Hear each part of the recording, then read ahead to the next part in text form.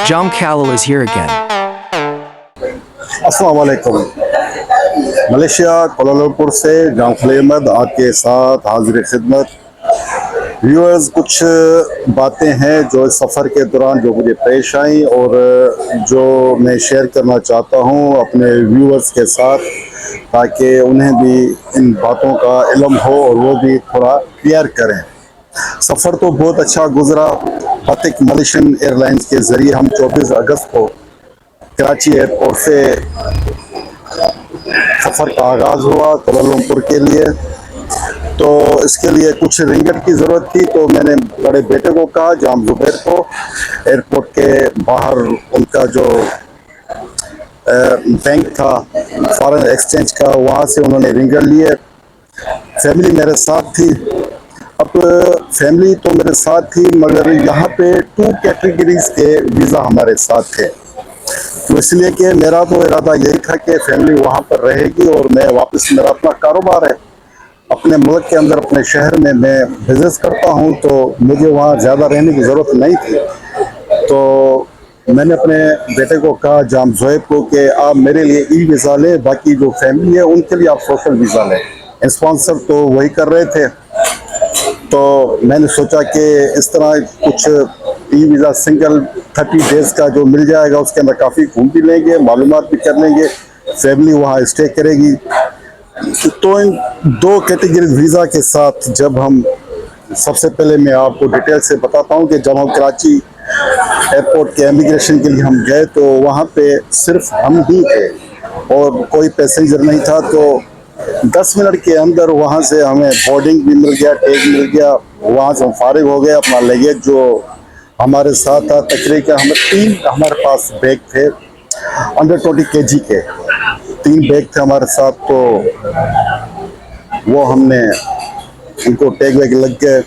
उसके बाद हम जब इमिग्रेशन पे गए, तो इमिग्रेशन के अंदर ज़्यादा 3 से 4 मिनट लगे थे हमको इमिग्रेशन में। अगर आप टाइम लगा लें, टोटल 15 मिनट के अंदर हम वेटिंग लाउंज के अंदर बैठे हुए थे। मतलब इतनी आसानी हुई, न किसी ने रेंगेट पूछा, न कोई सामान पूछा, न कोई इन्वेस्टिगेशन हुई, कुछ भी नहीं हुआ। 15 मिनट के अंदर हम कराची एयरपोर्ट पे वेट कर रहे थे बतिक एयरलाइन का, और लाउंज के अंदर हम बैठे हुए थे। असल जो मसाइल जो हमने सामना हुआ हमें, वो कोलालमपुर के अंदर हुआ। जब हम कोलालमपुर पे हम उतरे, वहाँ पर बतिक एयरलाइन से जो हमारे थे, मैंने आपको बताया जैसे। अच्छा, एक इससे पहले मैं थोड़ी सी आपको एक बात बताता हूँ कि बतिक एयरलाइन पे आप जब भी सफ़र करें, वहाँ खाने पीने का पैकेज ज़रूर लें। ये एक तो हमसे ये मिस्टेक हो गई थी, तो हमने वहाँ फिर जो भी चीज़ हमको परचेस करनी पड़ी। हमने एक बिरयानी ली, एक ड्रिंक ली और एक दो बिस्कुट ले लिए। तो एक बंदे का 50 रिंगट का जो हमें बिल आया। तो इसलिए मेरा मशवरा ये है कि बतिक एयरलाइन पे आप जब भी सफ़र करें, तो वहाँ खाने पीने का आप पैकेज उसके साथ ज़रूर ले लें। एक तो बात है। दूसरा, वहाँ पे एक छोटा सा हादसा हुआ बतिक एयरलाइन पे कि कराची का एक जोड़ा था नौजवान। मैंने उनकी वीडियो नहीं बनाई, मैंने बोला सही बात नहीं कि वीडियो बनाई जाए, हर किसी के एक फर्स्टीज होती है। तो उसके अंदर ये उसने स्मोकिंग कर ली।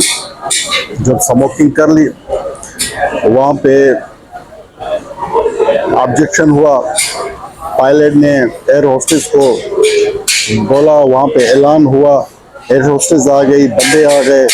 उन्होंने कहा कि ये खिलाफ वर्जी आपने की है, आप एक तो अपोलाइज करें, और दूसरा उन्होंने एक फॉर्म दिया, इस पर आप साइन करें। अब वो जो बंदा था वो बज़िद था कि जो सिगरेट है ये जुर्म नहीं है, उसकी दानस्त में ऐसा था।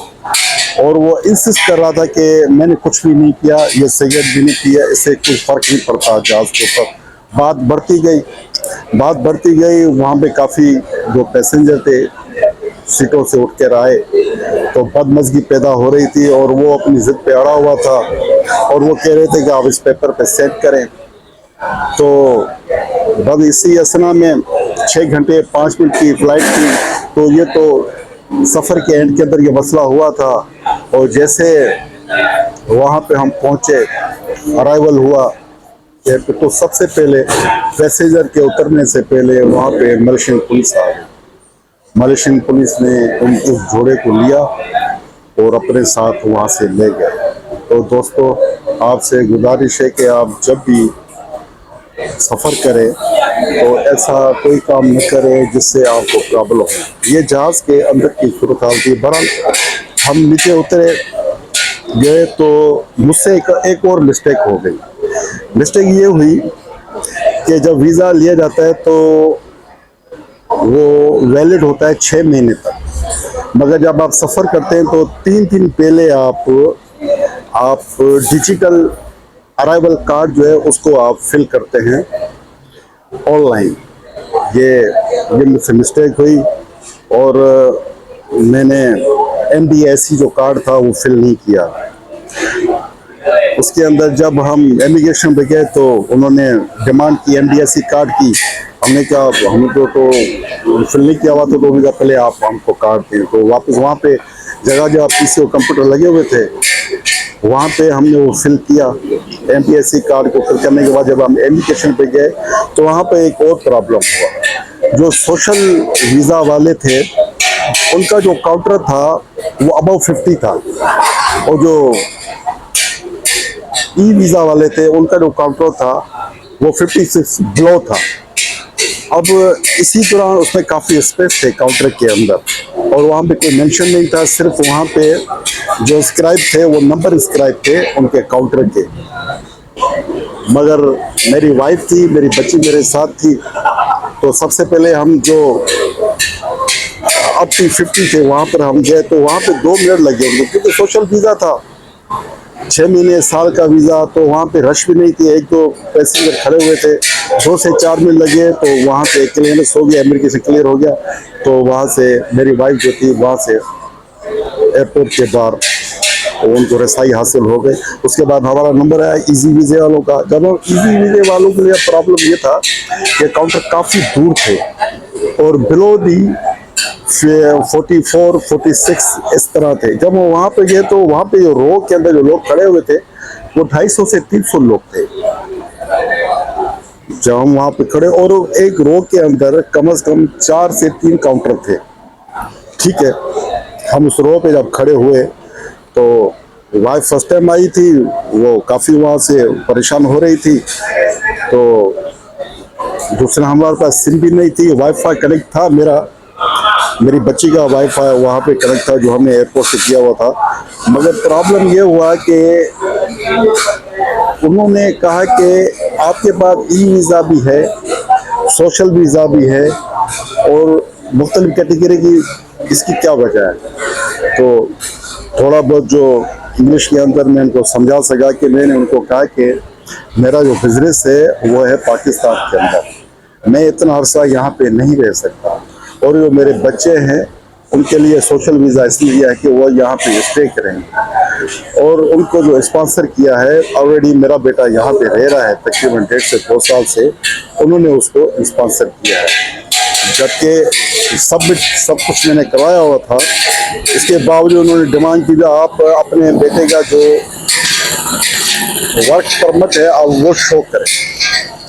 अब वर्क परमिट जो था वो तो सोशल वीज़ा पे शो था, मेरे इजी वीज़ा पे नहीं था। उसके बाद मैंने कहा ठीक है। उसके बाद फ़ोन किया मैंने बेटे को, वहाँ से उन्होंने वर्क परमिट की जो कापी थी वो ऑनलाइन भेज दी, वो उन्होंने देखी। उसके बाद उन्होंने क्लियरेंस दे दी, यहीं से इमिग्रेशन हमारा भी हो गया अल्हम्दुलिल्लाह। मगर मैंने देखा कि काफ़ी लोगों को काफ़ी वहाँ मुश्किलात हो रही थी। मगर मुझसे रिंगट का, पैसों का, या कितना कैश आप लेकर आए हो और किस इरादे से आए हो, कैसे आए हो, इस तरह कोई सवाल मुझसे नहीं हुआ। बाकी मैंने नोट किया कि काफ़ी लोगों से पूछताछ हो रही थी कि आपके पास कितने रिंगट हैं, आप किस होटल पे आपका स्टे है, कहाँ पे रह रहे हो, क्या कुछ। मगर हमसे इस तरह के कोई सवाल नहीं हो, शायद इसलिए कि उस वर्क परमिट पे और जो मेरे बेटे की जो पासपोर्ट का भी, चूँकि उन्होंने स्पॉन्सर किया तो सब मेंशन उसमें किया हुआ था, तो यहाँ पे ऐसा कुछ ज़्यादा प्रॉब्लम तो नहीं हुआ, सवाए इसके कि डिजिटल कार्ड, जो अराइवल डिजिटल कार्ड था, एक मसला ये हुआ। दूसरा हमारे जो काउंटर दूर दूर थे, एक मसला तो ये हुआ। बाकी अल्हम्दुलिल्लाह हम सेफ पहुँच गए मलेशिया के अंदर, कुआलालंपुर और एंजॉय कर रहे हैं। काफ़ी चीज़ें हमने घूम ली है और काफ़ी चीज़ें घूमनी है, तो विज़िट आपको कराएंगे इंशाल्लाह।